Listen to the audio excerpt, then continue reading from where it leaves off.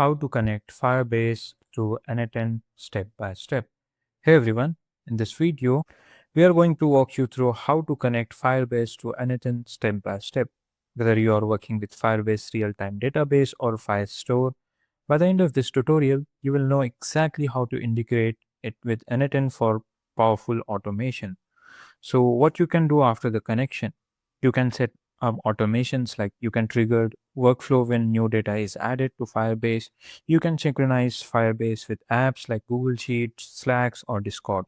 So before we begin are a Firebase project already set up, which I have did already. This is the basic form for collecting the personal information from the user.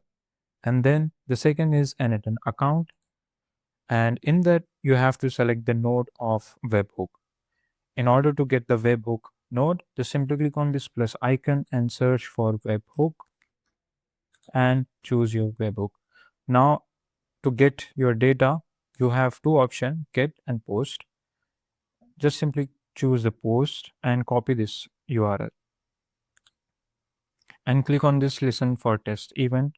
Before doing that, you have to just copy and paste this URL into your Firebase. Now I have created this personal information form.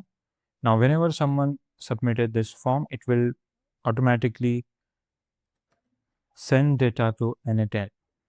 Once you set up your form, what you have to do is just enter this prompt, which is once the form is ready, when user submitted this form, send the form data via post. And after that, in the colon, you have to paste this n8n link. Now let's try it if it works or not. And let's see if our data goes to n8n. So as you can see here, Firebase has successfully updated our form submit logic to send the data to our n8n webhook. Now just simply click on this publish to try whether it works or not, or you can maybe try from here from form flow. So enter your email, select the country and enter this. Before submitting, what you have to do, go back to your n8n and click on this listen for test event. So it will start listening, and go back to your Firebase Studio and click on this submit.